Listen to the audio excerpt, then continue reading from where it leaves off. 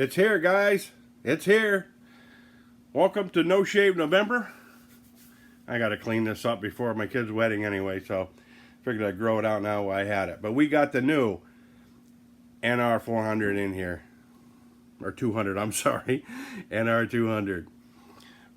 And they did change the name of the engine, but because it was the Conberry engine before. And so let's take a look at it. And we'll go over the instruction sheet, which I think you'll like, and some of the features on the engine, which I really liked. And so this is the steady uphill climb of a company that starts off, you know, and they start building things and they start improving it as it goes. So we are in the dawning age of these engines. And hopefully it'll just get better and better and better as we go. So here we go, guys. Let's check it out. Okay. So we finally have it. And I want to go over some of the features on this thing that I like to see already. There's a lot of things on the engine that are different than the Toyin engine. First off, we have a steel flywheel, and if you look there, there's 3 holes already drilled in the steel flywheel for a clutch. All I have to do is remove the nut and put on a pilot shaft and our clutch stuff. Another thing that I had seen was there's a serial number on it right there. If you look at the water inlet, it's humongous. That's good. That's a good thing. Because the Toyin engines have these real tiny ones right here. And there's, you know, it kind of restricts the water flow. The front itself, you can see the tension adjustment on the belt. Let me get a real good close-up on this stuff. It looks like it has an open housing with an impeller shaft in it. I didn't get into tearing that apart yet. There is I noticed something here. I don't know if that has something to do with a water jacket. And then they got the exhaust pointed that way. I'm going to have to turn it around. Hopefully that should fit. And we have, of course, the standard starter motor. And it's got the flat sides on it. Now, I have not read through the instructions yet on this thing, and I'm going to do that after I do the video. My engine was pre-ran because the bag has the juice in it from coming out of the bottom there, and you can still see it's coming out because they pre-ran it, and they must have set the valves and all that stuff in it. Now, speaking of the valves, I'm going to pull this off because I have, wanted to see what was in here. Now, there's 11 1.5 millimeter size screws holding this thing on, and so far so good there. Now, I can see inside there's 2 Allen heads on this valve train. So they must be adjustable as far as the whole rocker goes, maybe. I don't know. I didn't see anything in the instructions about it. So, but the carburetor hole is kind of tiny compared to the one that was in the videos. They had they have like an 8 scale 21 size carb on the thing, and this one here has you probably compare it to like a 12 scale or smaller. It's tiny. And they do give you the instructions on how to set your carburetor. Now, underneath there's a flat pan like so, has 4 holes in it. They give you screws for it to mount it down on your project, your rig, whatever. But there's none in the sides to bolt it to the side. but so far so good. I like what I see. The anodizing is pretty cool. I know they had I like the blue and the gold together. That's kind of nice. They do tell you how to set your timing mark, and your timing mark should be set just like that from the instructions. That the flat spot goes up with the dot, and up here on your camshaft there's a dot there. It goes straight up, and these here must be just bearings sitting inside the housings. Has two little cam covers on the back with gaskets in them. So far, so good. I kind of like it. Everything seems to be well machined and fits nice. I mean, I looked down in the cylinders when I had turned it over, and I don't know. They tell you specifically if you tear it apart, there's no warranty on it. But when I was looking on the sheet, I didn't see any warranty information on this thing, so I don't know if it's 30 feet, 30 seconds, a year, I don't know, 90 days, a week. I have no clue.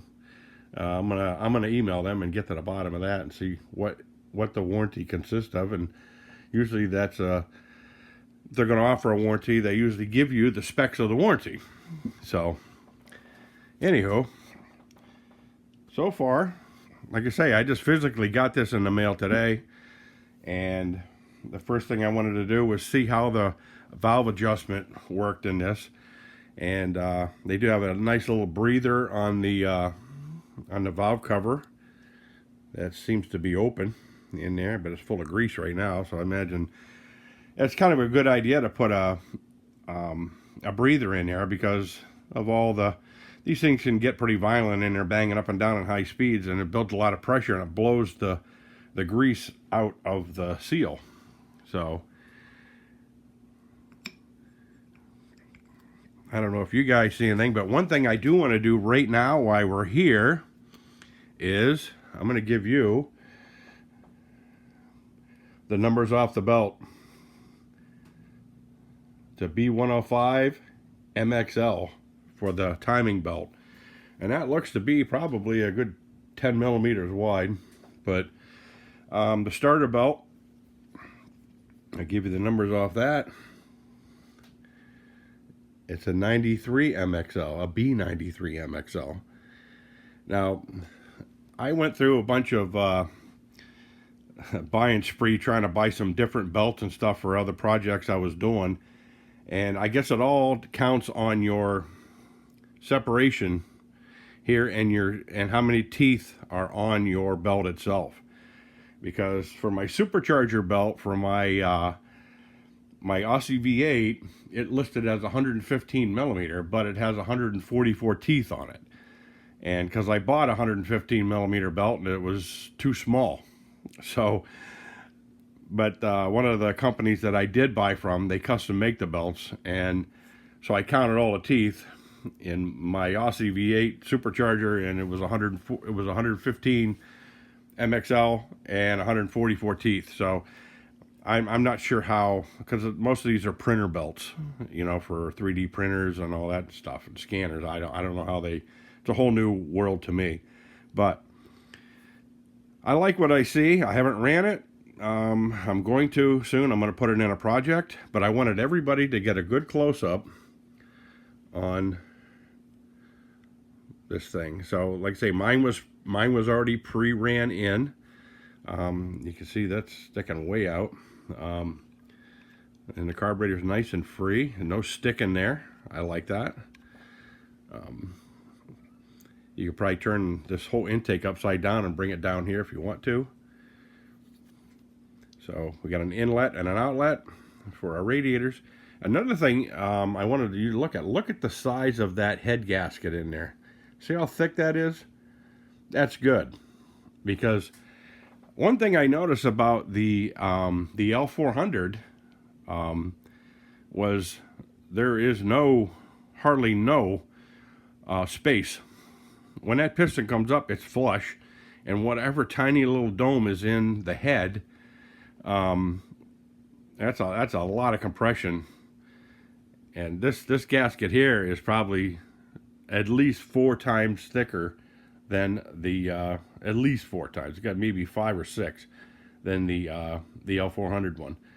Now, my thoughts on the L400, I thought, well, you know, a lot of them were blown up when they started, which tells me that with 4 carburetors and no space in your between your piston and your head there, your deck height, and once it hydro locks, it's going to break the crank.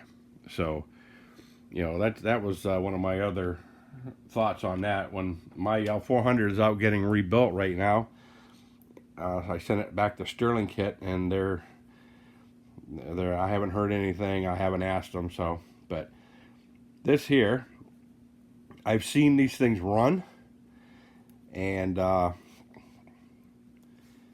it's they seem like a good engine. I'll put it that way. They do heat up. I've seen that. I see them boiling over. I get these screws tightened up here so I don't lose one. And some other things I wanted to touch base on too was, there we go, one more, 11 of them, was the compact size of this is pretty nice. It's, you know, they do have your height. Still in the directions here, which I want to get to now.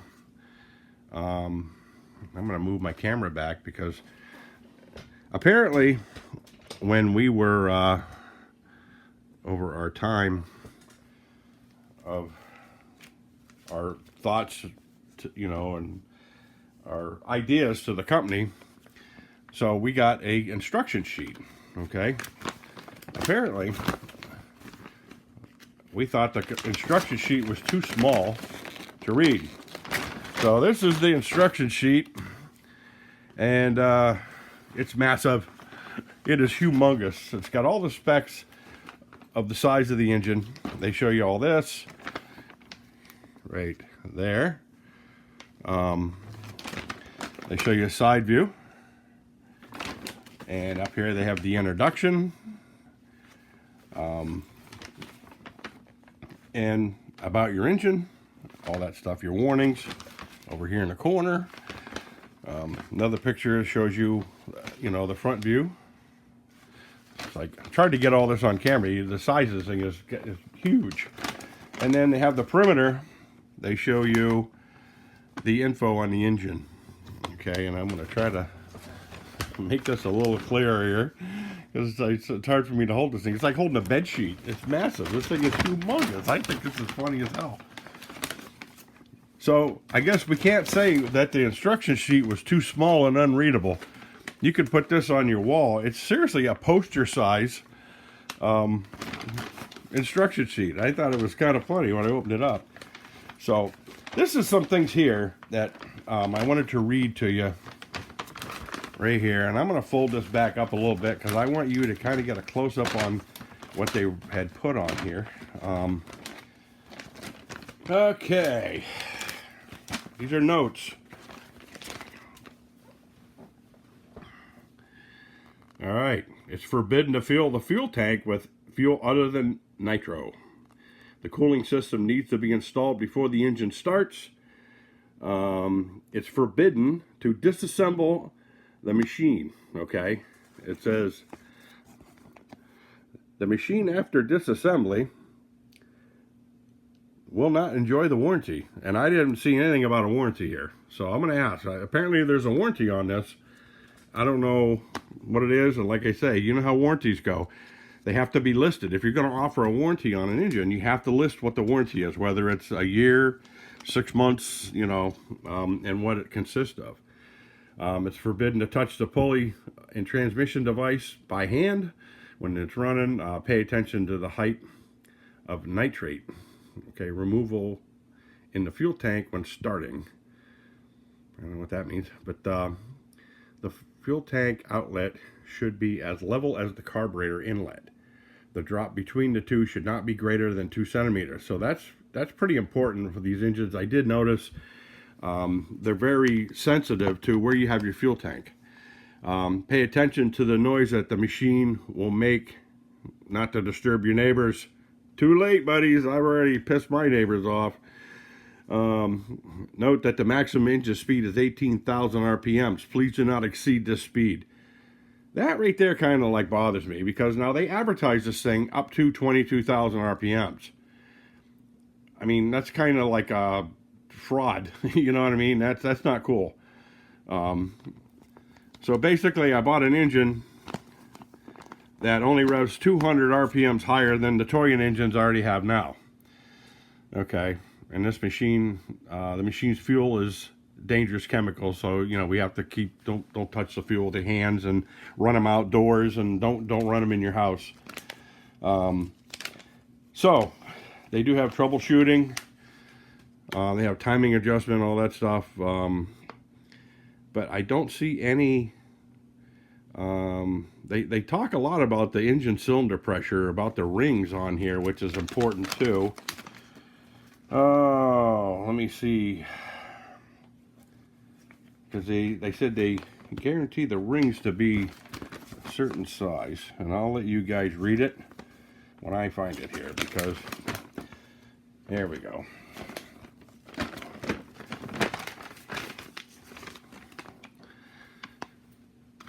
Okay, we got low cylinder pressure and air leakage adjustment method. The engine you receive is brand new engine. In order to ensure your engine has a strong cylinder pressure, our piston ring clearances are guaranteed to be within 0.003 millimeters. However, there are errors in the various parts of the, I'll read it out here, of the metal processing. There may be a lack of tight fit between the cylinder liner and the piston ring. Air leakage and low cylinder pressure. The treatment method is as follows. Add a lubricating oil. It says remove the glow head, power up the starter motor, and make the piston and piston ring move up and down. After running for 1 minute, tighten the glow head and feed oil to the engine and start the engine. So that right there, you're not flooding the engine at the same time either. You're bringing fuel in slowly. So, but I think it's a pretty cool looking engine. The longevity, I don't know. I was a little bummed about the limit of 18,000 RPMs when they were advertising them about 20. I know it's only a couple hundred RPMs, but still, that's a lot when you're when you're playing with your gearing and stuff on how you want to gear things up. But I hope this starter motor here is better than the ones they've been putting out, because I've had nothing but problems with these things, and I always end up putting a brushless starter system on them. And but one thing I did want to, so you got a nice little box here, and it was well packed. I had no complaints about that.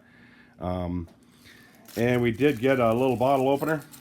And this, I don't know what this is for, but it has a scan code on it there. And it's service at enginediy.com, which was kind of cool for them to throw this out there. I appreciate that.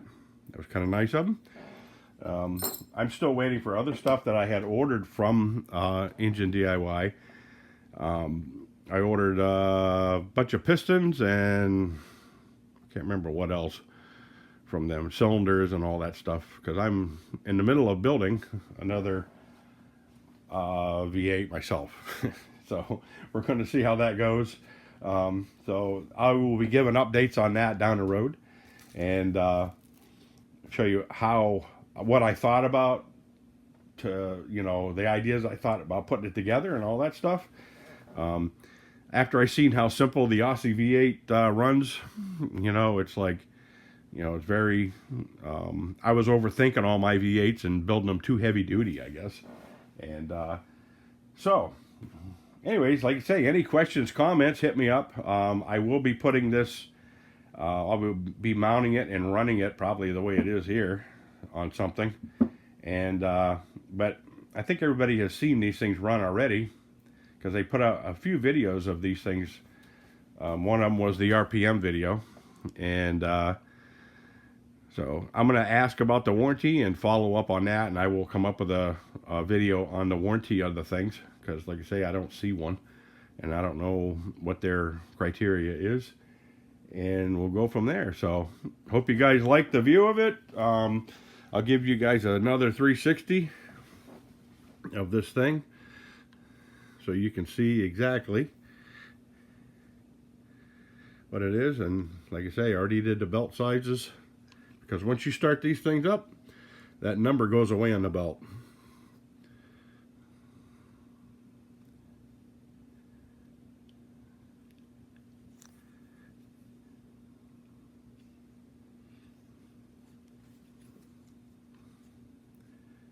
Give you guys a close up of the water pump area.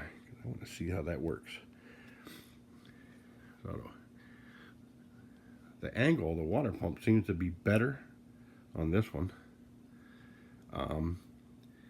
Hopefully it's not. It seems to be turning. It turns the water pump when you turn it. That's a good sign. I noticed there's no no guides on the bearings. It just, on the bottom there is, but the tops and the sides, I guess it's going to all keep it in check, so it won't fly off on you. But I like the steel flywheel. That's a great idea, because that's going to give us a more stable idle with these things. That little bit of weight right there is going to be cool. So, okay guys, you have a good one, and I'll catch you later, man. Adios.